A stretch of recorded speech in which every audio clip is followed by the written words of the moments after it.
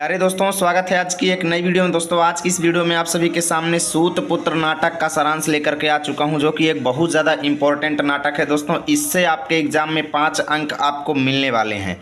तो आज की इस वीडियो में सूत पुत्र नाटक का सारांश सीधा आपके दिमाग में जाएगा। रटना तो आपको बिल्कुल पड़ेगा ही नहीं, बस वीडियो को अंतिम तक ध्यान से देखते रहना है, ठीक है ना।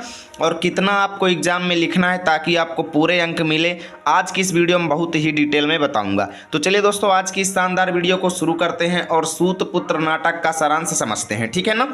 चलिए शुरू करते हैं। देखिए, आपसे एग्जाम में ऐसे प्रश्न पूछ सकता है कि सूत पुत्र नाटक का सारांश लिखो, या फिर सूत पुत्र नाटक की कथा वस्तु लिखो, या फिर सूत पुत्र नाटक का कथानक लिखो। तो इन तीनों ही प्रश्नों का उत्तर आपको यही वाला देना है जो मैं बता रहा हूं, ठीक है ना। तो चलिए दोस्तों, शुरू करते हैं। अगर आपको वीडियो अच्छा लगे तो एक प्यारा सा लाइक जरूर कीजिएगा। देखिए, आपको लिखना है दोस्तों, डॉक्टर गंगा सहाय प्रेमी द्वारा लिखित नाटक सूत पुत्र जो है ये महाभारत के प्रसिद्ध पात्र कर्ण के जीवन पर आधारित है। अगर आप महाभारत सीरियल देखे होंगे तो जानते होंगे कि कर्ण कौन थे, ठीक है ना। तो कर्ण के जीवन से रिलेटेड ही है सूत पुत्र नाटक, ठीक है। तो इस नाटक का सारांश इस प्रकार है, ऐसे आपको लिखना है। और इसके लेखक कौन है दोस्तों? डॉक्टर गंगा सहाय प्रेमी, इन्हीं के द्वारा लिखा गया ये सूत पुत्र नाटक है और कर्ण के जीवन पर आधारित है, ठीक। अब देखिए, इसमें 3-4 अंक हैं। अंक का मतलब होता है पार्ट या भाग।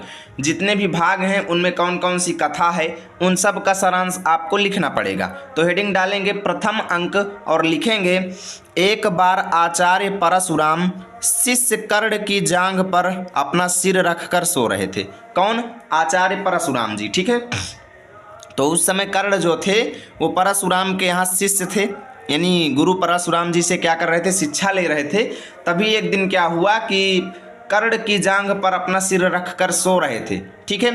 तभी वे देखते हैं कि एक विषैला कीड़ा कर्ण की जांघ में मांस काटकर भीतर प्रवेश कर रहा है। वो क्या देखते हैं कि एक विषैला यानी जहरीला कीड़ा आता है जो कर्ण की जांघ में मांस काट करके अंदर प्रवेश कर रहा था।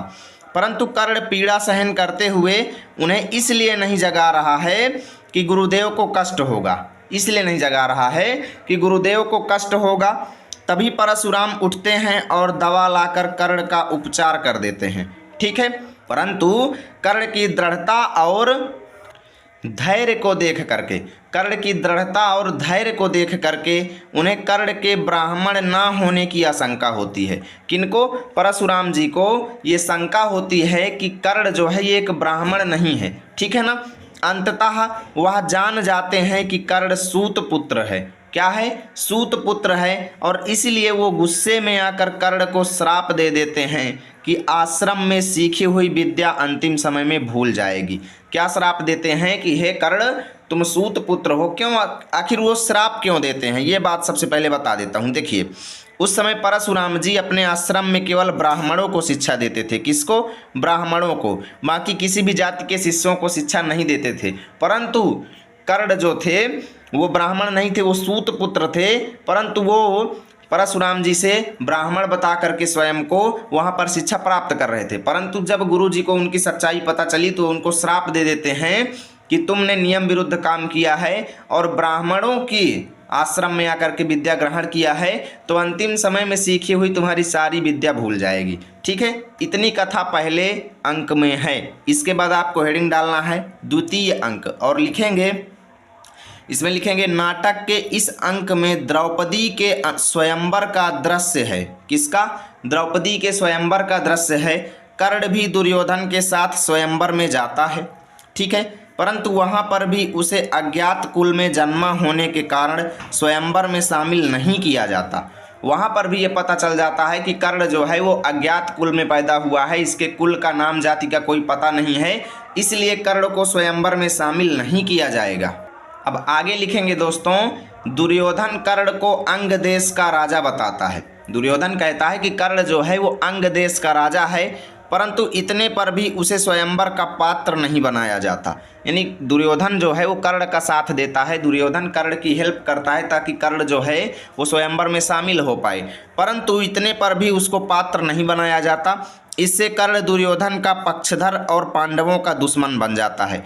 कर्ण और कर्ण और दुर्योधन की मित्रता हो जाती है और पांडवों से दुश्मनी हो जाती है दुर्योधन की। ठीक है, इतना आप लिखेंगे। उसके बाद हेडिंग डालेंगे तृतीय अंक और लिखेंगे नाटक के इस अंक में कर्ण को उसका अस्तित्व पता चलता है। दोस्तों बैकग्राउंड में म्यूजिक आपको काफ़ी ज़्यादा सुनाई दे रही होंगी, नवरात्रि का पावन पर्व है और माँ दुर्गा के भजन बज रहे हैं, तो इसके लिए मैं आपसे क्षमा चाहता हूँ। ठीक है, आप मैनेज कर लीजिएगा।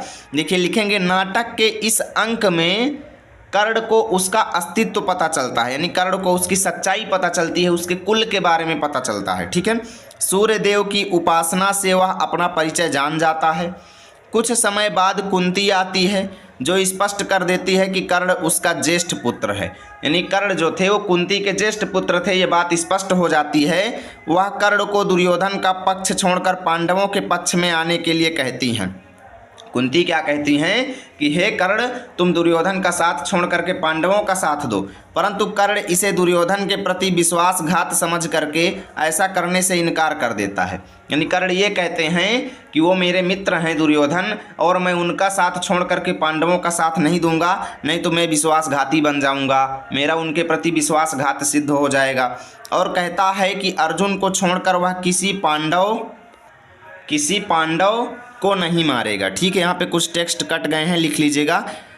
यानी कि अर्जुन को छोड़ करके वो किसी भी पांडव को नहीं मारेगा, ये जो है वरदान वो दे देते हैं कुंती को। इतना आपको लिखना है इस अंक में, तृतीय अंक में। उसके बाद चतुर्थ अंक हेडिंग डालना है। चतुर्थ अंक हेडिंग में लिखेंगे दोस्तों, इस अंक में कर्ण की मृत्यु का वर्णन किया गया है, कर्ण की मौत का वर्णन किया गया है। कर्ण और अर्जुन के युद्ध में दुर्भाग्य से कर्ण का रथ फंस जाता है। ठीक है, कर्ण का रथ फंस जाता है और उसे सारी विद्या भूल जाती है, जैसा कि गुरु ने श्राप दिया था उसी के अनुसार उनको सारी विद्या भूल जाती है। कर्ण को रथ से नीचे पहिया निकालने के लिए उतरना पड़ता है, तभी अर्जुन निःशस्त्र कर्ण पर प्रहार कर देते हैं। ठीक है, उस समय कर्ण के हाथ में कोई भी शस्त्र नहीं था, तो ऐसी स्थिति में अर्जुन उन्हें खाली पा करके प्रहार कर देते हैं, कर्ण गिर पड़ते हैं। इसके बाद श्री कृष्ण और अर्जुन वेश बदल करके कर्ण की दानवीरता की परीक्षा लेने जाते हैं। ठीक है ना, यहाँ पे देखिए, तो दानवीरता की परीक्षा लेने जब जा रहे थे तो उस समय कर्ण जो हैं वो धरती पर गिरे हुए थे। ठीक है, उनकी मृत्यु नहीं हुई थी, बस सांसें चल रही थी, मृत्यु होने ही वाली थी। तो श्री कृष्ण और अर्जुन वेश बदल के कर्ण की दानवीरता की परीक्षा लेने जाते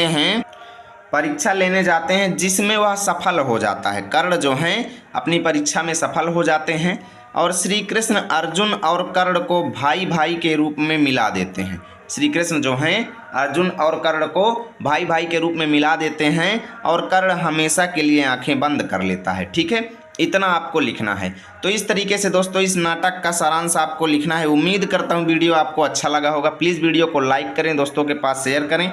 अगर आप सभी को इसका PDF चाहिए तो टेलीग्राम चैनल को ज्वाइन कर लें। मिलेंगे आप सभी के साथ अगली वीडियो में, तब तक के लिए जय हिंद, जय भारत।